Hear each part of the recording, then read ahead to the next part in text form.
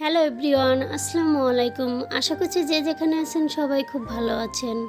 আজকে আমি আপনাদের জন্য নিয়ে এসেছি খুবই মজাদার একটি রেসিপি, যা ছোট বড় সবারই খুব পছন্দ, মোমো রেসিপি।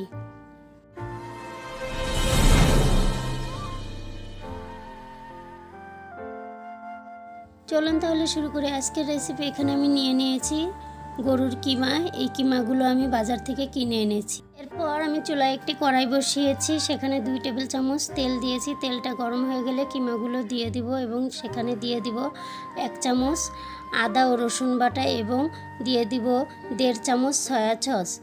এগুলো দিয়ে দিব স্বাদ মতো লবণ। তারপর আমি চুলায় বসিয়ে এটাকে কিছুক্ষণ নাড়তে থাকবো। যখন নাড়তে নাড়তে দেখবো এটা থেকে পানি বের হয়ে এসেছে, তখন আমি একটি ঢাকনা দিয়ে কিছুক্ষণের জন্য ঢেকে দেব। দেখুন এখন কিমা থেকে পানি বের হয়ে এসেছে। এখন আমি ঢেকে দেব এবং চলে যাব পরবর্তী ধাপে।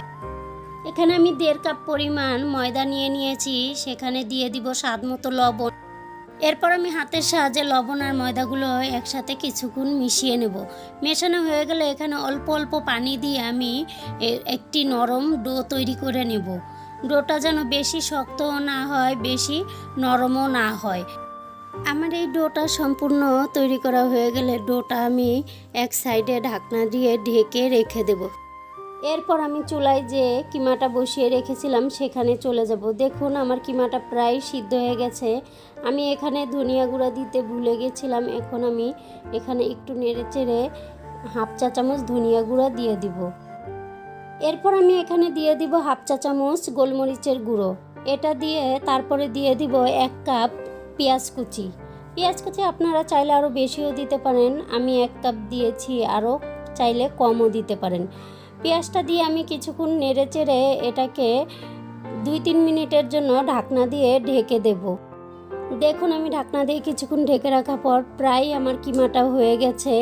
এখন আমি একটু নেড়েচেড়ে এখানে কিছু কাঁচামরিচ কুচি এবং ধনিয়া পাতা কুচি দিয়ে দেব। আমার ভিডিওটি যদি ভালো লাগে অবশ্যই লাইক, কমেন্ট, শেয়ার এবং সাবস্ক্রাইব করে পাশে থাকবেন। কাঁচামরিচ এবং ধনিয়া পাতাটা দেওয়া হয়ে গেলে আমি কিছুক্ষণ নেড়ে নিচ্ছি। দেখুন কিছুক্ষণ নেড়ে চেড়ে নেওয়ার পরে আমার কিমাটা সম্পূর্ণভাবে হয়ে গেছে। এখন আমি চুলা থেকে নামিয়ে ঠান্ডা করে নেব। এরপর আমি যে আটাটা ছেনে রেখেছিলাম সেখান থেকে ছোট ছোট করে লুচির মতো করে বেলে নেব। এই মোমো আমার মেয়ের খুব পছন্দের একটি খাবার। ওকে মোমো যেভাবেই বানিয়ে দেই ও সেভাবেই খাবে। ডিম, সবজি বা চিকেন যেটা দিয়েই দিব সেটা দিয়েই ওর পছন্দ। দেখুন আমার লুচির মতো করে বলা হয়ে গেছে। এখন আমি যে পুরটা তৈরি করেছিলাম কিমা দিয়ে, সেই পুরটা ভিতরে দিয়ে এইভাবে কুচি কুচি করে মোমোর শেপে বানিয়ে নেব। যে যেইভাবে পারবেন সেভাবেই বানিয়ে নিতে পারেন। আমি এভাবে বানাই কারণ আমার মেয়ের এইভাবেই ডিজাইনটা পছন্দ হয়, তার জন্য আমি এইভাবেই ডিজাইন করে নিই। দেখুন আমার মোমোটা পুরো হয়ে গেছে, কুচি দেওয়া এইভাবে বানিয়ে নিয়েছি। পর দেখুন আমার সবগুলো মোমো বানানো হয়ে গেছে। আমি একইভাবে সবগুলো মোমো বানিয়ে নিয়েছি। আপনারা চাইলে অন্য ডিজাইনও বানিয়ে নিতে পারেন। এরপর আমি মোমোগুলো গরম পানির ভাপে সিদ্ধ করে নেব। এরপর আমি পিঠা সিদ্ধ করার জন্য একটি পাতিল নিয়ে নিয়েছি। এটাকে আমি এখন তেল ব্রাশ করে নিচ্ছি।